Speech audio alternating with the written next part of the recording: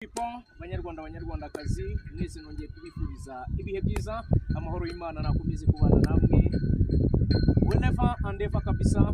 The blessing of Lord be with you in your all activity.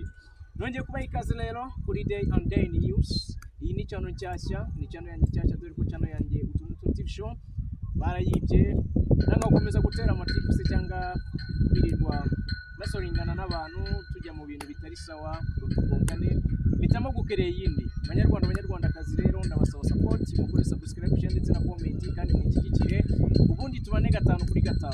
Boneraho rero no kwibutsa aba engineer bagenzi banjye bifuriza ibihe byiza, munongera no kubabwira ko company yanjye cyangwa se Pride Construction Limited turabafasha mu myubakire ndetse no muri supply y'ibikoresho bigendanye n'ubwubatsi.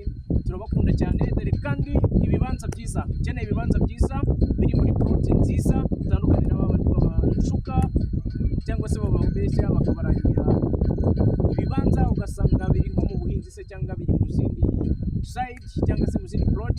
Ahangaha utwandikire kuri 0788688850 ubundi tubane. Reka ndisubiremo izo nimero mwatwandikira kugira ngo mubone ibibanza byiza yaba mu mujyi wa Kigali ndetse aho uherereye hose mu gihugu.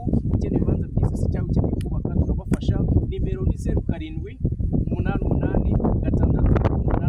0788688850 ubahamagare baragufasha kandi barakwitaho neza. Ubundi tubane 5 kuri 5 ubundi mu supporting kabisa tubane 100%. Mukore subscribe ndabinginze, mukore subscribe, mukore share ndetse na comment kandi nandi makuru mukeneye azajya bageraho 5 kuri 5. Ndabakunda mwe muri kumwe na Rincho imfura muri Rwanda. I love you so much. Tunaonana kabisa. Thank you so much.